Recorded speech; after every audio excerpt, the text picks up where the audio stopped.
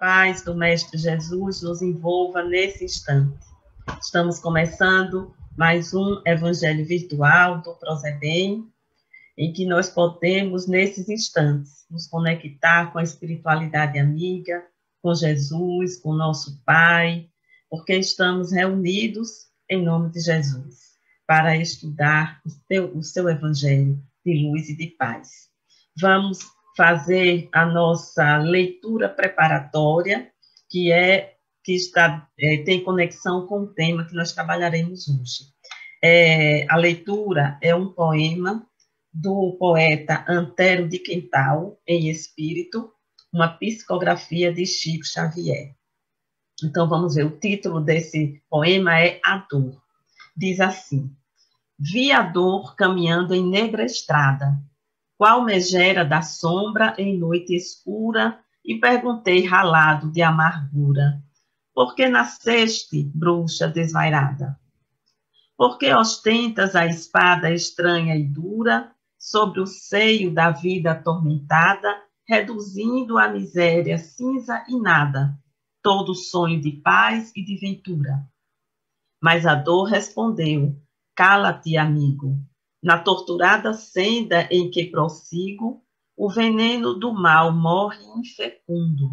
Sem meu gládio, que salva pouco a pouco, o homem padeceria cego e louco, em tenebrosos cárceres do mundo. Então, com esta bela poesia, vamos agora fazer a nossa prece inicial, fechando os nossos olhos, nos conectando com Jesus. Mestre amado, divino amigo, que a tua luz amorosa, que o teu coração amoroso e bom nos envolva nesse instante, favorecendo as nossas reflexões, favorecendo que possamos receber os benefícios da espiritualidade através das boas energias que vêm desses amigos espirituais. Obrigada, Jesus, permanece conosco hoje, amanhã e por todo sempre. Pois bem, meus irmãos, como vimos, essa poesia, ela fala da dor. E nós hoje vamos falar de um tema que está dentro do capítulo 5 do Evangelho segundo o Espiritismo, que trata das aflições, né? O capítulo 5, que é um capítulo bem extenso do Evangelho segundo o Espiritismo, cujo título é Bem-aventurados os aflitos. E é um capítulo bastante estudado, porque ele traz as consolações e traz também as explicações, né? E nós escolhemos para a nossa reflexão um texto que vai no item 19, para quem estiver com o Evangelho segundo o Espiritismo e quiser acompanhar. É o item 19, que é uma mensagem de Santo Agostinho, e o título é O Mal e o Remédio. Como eu falei, esse capítulo 5, Bem-aventurados os aflitos, ele traz as explicações das aflições, os esclarecimentos, e traz as consolações.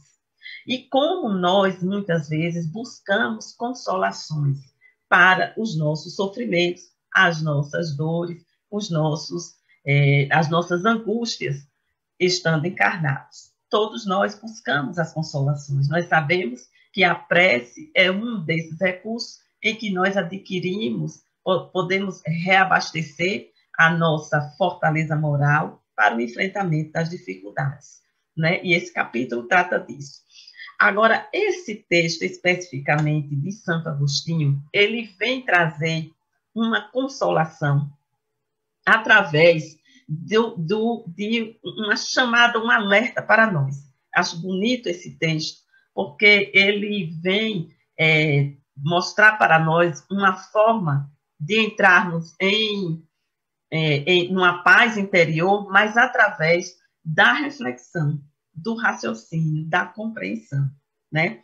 Então, vamos ver o que Santo Agostinho diz nesse texto. Ele começa fazendo para nós, chamando a atenção de nós, de como nós estamos, onde nós estamos. Veja que interessante. Ele começa fazendo essa pergunta, que é para chamar mesmo a nossa atenção. Ele diz: vossa terra é, por acaso, um lugar de alegrias, um paraíso de delícias? Ele pergunta para a gente. E faz outra pergunta. A voz do profeta não soa ainda aos vossos ouvidos? Não clamou ele que haveria choro e ranger de dentes para os que nascessem nesse vale de dores? Então, ele usa dá um saculejo, né? Para nós que estamos em sofrimento, todos nós, uns mais, outros menos, épocas sofremos mais, épocas menos, mas todos nós estamos envolvidos nesse processo, porque vivemos num mundo de provas e expiações. Então, ele vem chamar a atenção. Vocês que choram, por acaso a terra é um lugar de delícias, de alegrias? E nós sabemos que não. Nós sabemos que a terra é um lugar em que vivenciamos as provas, as expiações necessárias para o nosso restabelecimento com a lei de Deus e para o nosso aprendizado, né? As expiações para o restabelecimento com a lei de Deus e as provas para o nosso aprendizado. Então, ele chama logo a atenção disso aí, né? E aí ele vai dizer, ele fala diretamente para nós quando estamos passando por dores e estamos nos sentindo muitas vezes enfraquecidos, né? E aí ele vai perguntar o seguinte, logo depois, no segundo parágrafo, se a gente só reconhece Deus, né, a patagas do nosso corpo, quando ele enche os nossos dias de alegria. Então, nós reconhecemos Deus só nos momentos em que estamos bem? É isso que Santo Agostinho está perguntando. Quando nós vamos reconhecer o poder de Deus, a mão de Deus, né, simbolicamente, a presença de Deus, a presença do Senhor em nossas vidas, nos momentos de dor e de tristeza. Santo Agostinho está levantando isso. Nós espíritas que temos tanto conhecimento de quem somos, para onde vamos, de onde viemos, qual é o objetivo da vida, né? Nós sabemos disso. Na hora da dor e do sofrimento, nós lembramos que ali está a mão de Deus. Efetivamente, nós sabemos ou lembramos disso, ou nós nos entregamos ao sofrimento que a dor nos traz. Porque a dor, ela vem, mas o sofrimento, ele pode ser inexistente, ele pode ser pequeno, ele pode ser grande, ele pode ser curto, ele pode se estender ao infinito. Depende de como nós vemos, né? Como nós encaramos esse sofrimento. E aí, Santo Agostinho vai perguntar, até quando os vossos olhos só alcançarão os horizontes marcados pela morte? Quando, enfim, vossa alma quererá lançar-se além dos limites do túmulo? Interessante esse questionamento de Santo Agostinho, porque nós sabemos que a vida prossegue, nós sabemos que estamos aqui de passagem, mas que nós vivemos de acordo com esse conhecimento que nós temos. Será que a morte ela nos causa um impacto maior do que deveria causar? Porque nós sabemos que a morte ela é apenas uma passagem. Isso não quer dizer que nós não vamos ser impactados com a partida dos entes queridos, ou com a nossa própria partida, né? Quando chegamos no mundo espiritual, queira que não queira, nós temos um choque vibratório. Mas até quando e em que limite, em que percentual nós estamos valorizando essa passagem de uma forma negativa? É disso que Santo Agostinho está chamando a nossa atenção, né? Até quando? Né? Até quando nós, como ele diz, quando, enfim, vossa alma quererá lançar-se além dos limites do túmulo? São coisas, meus irmãos, que nós precisamos nos perguntar, porque às vezes as dificuldades da vida, até a morte, até uma enfermidade, ela causa em nós um abalo maior do que eu deveria causar. Porque a dor da separação existe, a saudade, né? Essas coisas, mas às vezes ela causa um impacto muito maior. Se causa um impacto muito maior, do que o esperado, do que o natural, é porque nós não estamos vivenciando realmente o conhecimento que a doutrina espírita nos traz. Porque o conhecimento que a doutrina espírita nos traz, ele deve nos dar, nos proporcionar uma serenidade, uma tranquilidade, uma compreensão das dificuldades da vida, né?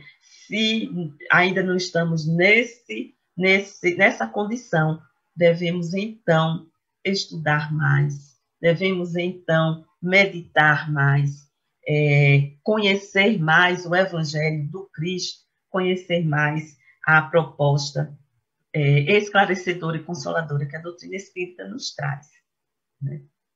Pois bem, aí Santo Agostinho ainda vai mais além. Veja que ele está aqui chamando a atenção da gente. Ele vai mais além e ele vai dizer uma coisa interessante, que quando nós estávamos desencarnados, quando nós vagueávamos no espaço, nós escolhemos a nossa prova. É isso que ele diz aqui. Nós escolhemos, né?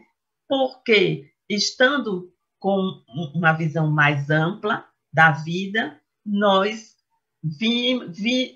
temos a certeza de que passaríamos por aquela prova até com uma certa dificuldade. Escolhemos. E aí ele vai perguntar assim, por que murmurais agora? Né? Então, por que nós murmuramos tanto agora, diante das provas, das dificuldades e até das expiações que são necessárias? É um chamamento para nós nos perguntarmos.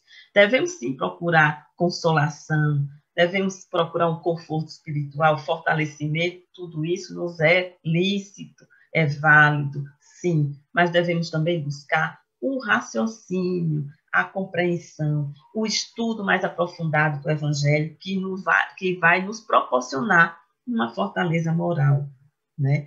Uma fortaleza moral. Pois bem, mas aí, como o título que Santo Agostinho traz, o mal e o remédio. O mal, aqui, que ele está retratando, é o sofrimento, é a dor, ele está considerando aqui como o mal. E o remédio? Qual é o remédio para isso tudo, né? Então, ele vai dizer aqui qual é o remédio.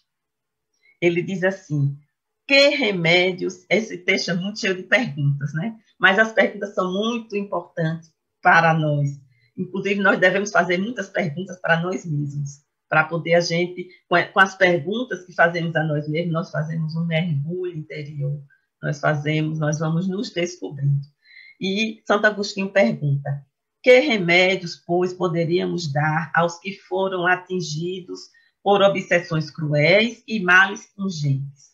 Por dores, pode ser de obsessões e de males, de todos os males. E ele responde, ele dá a seguinte resposta, um só é infalível, um só remédio é infalível. Que remédio é esse? A fé. A fé. E ele diz, voltar os olhos para os céus, para o céu.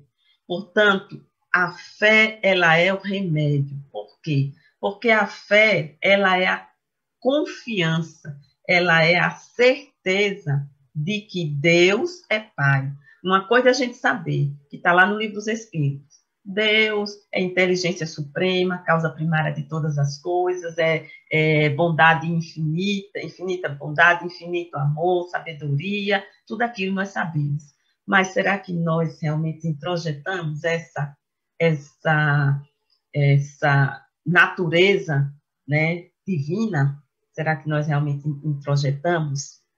E o que vai fazer nós vivenciarmos exatamente, termos a relação com Deus, sabendo desses atributos divinos, falei natureza, mas não é atributos, desses atributos divinos, é justamente a fé. E Kardec vai nos ensinar sobre a fé. O que é que Kardec diz sobre a fé? Vamos pegar aqui no Evangelho segundo o Espiritismo, mesmo no capítulo 19, Kardec vai afirmar: a fé necessita de uma base, e essa base é a perfeita compreensão daquilo em que se deve crer. A fé, a gente até pede a Deus, né?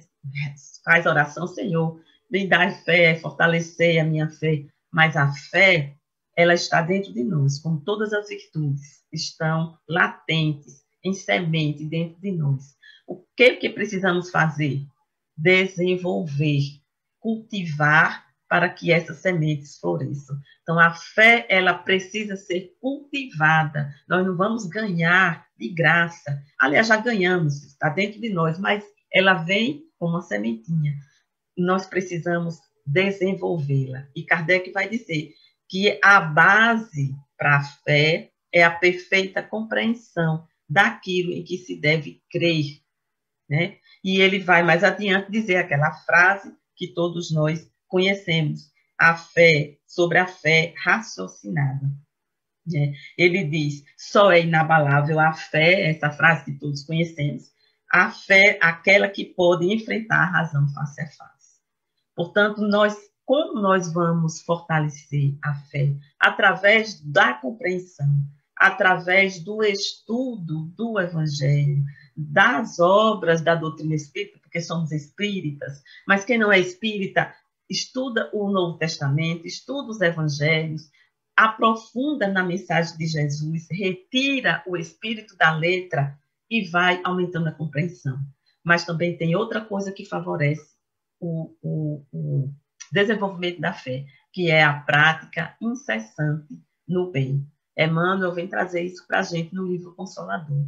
Que nós precisamos, a fé ela não pode ser estática, parada, ela precisa se desenvolver, ela precisa, e ela se desenvolve na prática constante do bem. Isso vai fazer com que nós possamos passar por todas as vicissitudes com mais segurança. Nós lembramos agora dos primeiros cristãos. No livro Há 2000 anos, de Emmanuel, a psicografia de Chico Xavier, Emmanuel conta os primeiros martírios daqueles primeiros cristãos que foram conduzidos à arena para serem devorados pelos leões, pelas feras. E aquelas pessoas entravam naquele circo cantando com uma fortaleza moral muito grande. E o que é que eles tinham, meus amigos? Fé, a fé desenvolvida. E a fé é a certeza da proteção divina, da providência divina e da condução divina. Esses homens, essas mulheres que entraram nas arenas, eles tinham toda a proteção. Emmanuel conta que uma atmosfera diferente envolvia todo aquele ambiente. Muitos, na hora do massacre, na hora do martírio, eram retirados do corpo físico e nem passavam pelas dores pungentes. Então, é isso, nós temos que ter a certeza. Nós temos que ter a certeza de que na hora, em todos os momentos da nossa vida, e na hora que estivermos passando pelas maiores dores, nós não estamos sós, porque Deus está conosco. Uma falange de espíritos. Nós vemos agora, nesses desencarnes pela pandemia, uma legião de espíritos, legiões de espíritos, acolhendo esses irmãos que vão para o plano espiritual de uma forma dolorosa. Então, é nisso que nós temos que fortalecer a nossa fé, através do estudo, do conhecimento, da compreensão e da prática no bem, porque é a prática que vai trazer mais ainda essa fortaleza. Pois bem, meus irmãos, vamos encerrar com a leitura de outro poema, bem curtinho, que fala da fé. Começamos falando com a dor, né? Aquele poema bonito, em Antero de Quental, e agora vamos encerrar falando da fé. É um poema de Emmanuel, o título é Ato de Fé, e é bem curtinho, eu já vou falar ele como uma prece final nossa, tá certo? Diz assim: em todo instante confio em Deus, no que faço, penso em Deus. Com quem vivo, amo a Deus. Por onde sigo, sigo com Deus. No que acontece, Deus faz o melhor. Tudo o que tenho é bênção de Deus. Guardemos então, meus irmãos, essa mensagem de Emmanuel. Muita paz para todos e até a nossa próxima oportunidade. Até mais.